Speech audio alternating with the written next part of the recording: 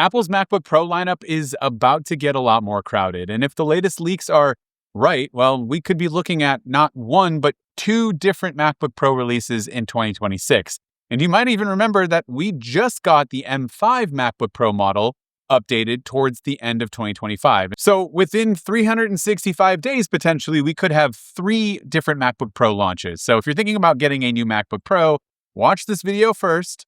You might want to hold off before purchasing. Right now, there are strong indications that Apple is preparing to launch updated MacBook Pro models with the new M5 Pro and M5 Max chips as soon as either this month, February, or in March of 2026. So one of the biggest signals here is that inventory is thinning at retailers. Apple tends to clear stock when a refresh is imminent. These new machines are also expected to coincide with the next macOS version, which further points to an early 2026 release. Design-wise, Apple isn't expected to do anything dramatic with these just yet. We're talking the same 14 and 16-inch chassis, the same display tech, the same ports.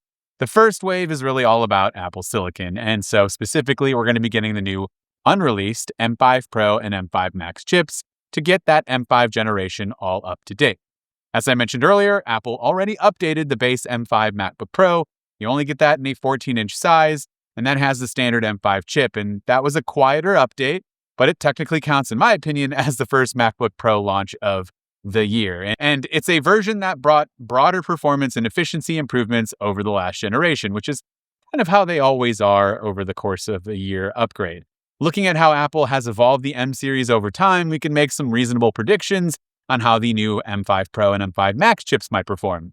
The base M5 brought improvements in CPU performance, energy efficiency, and basic graphics relative to the early chips. It pushed better performance for everyday workloads and lighter creative tasks, but it's not really targeted towards the pros or heavy professionals.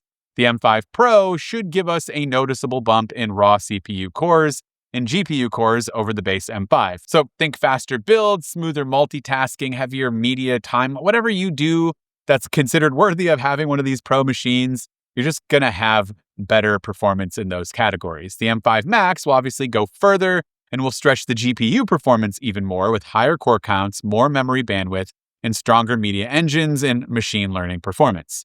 In real-world terms, that translates to faster exports if you're a video editor, better handling of simultaneous streams. Maybe you work in different 4 or 8K raw streams, and it'll do all of these tougher tasks without as much throttling. If you're upgrading from a recent M4 Pro or M4 Max machine, the gains probably won't be game-changing. They'll be solid, but you might want to just stick with what you got.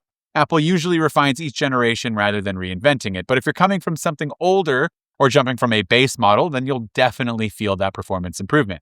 Now, the story does get really interesting from here because there are credible rumors that later in 2026, Apple could in fact launch a more substantial MacBook Pro redesign upgrade with OLED displays. Rumors are swirling that this could be a touchscreen Mac for the very first time, a refreshed chassis, and next generation M6 silicon. And that would be the second launch technically of 2026. Third in my book because I'm counting that M5 that happened at the end of last year, but that'll give kind of a clearer picture of the full MacBook Pro roadmap. So if you're trying to decide whether to buy a MacBook Pro right now, it's kind of a weird moment. If you want faster performance available later this year with a fully upgraded new look and OLED displays and touchscreen potential capabilities there and M6, then you might want to wait. If you need something powerful now, M5 Pro, M5 Max, that's going to be coming in like the next month, probably. And if you need something right this second and you don't really care about all of that, then you can just get the M5 that came out at the end of last year, and you should be completely happy with it. But 2026 might end up being one of the busiest years for Apple and the MacBook Pro in a long time. It's about to get really interesting, especially if we get that new OLED potential touchscreen MacBook Pro later this year. But I would love to hear from you in the comments down below. What do you think? Are you in the market for one? Are you going to hold off for the M5 Pro, M5 Max? Are you going to hold off for the M6, which looks like a much bigger upgrade? Let me know in those comments. This has been Dan with MacRumors. Thanks so much for watching, and I look forward to seeing you around in the next video.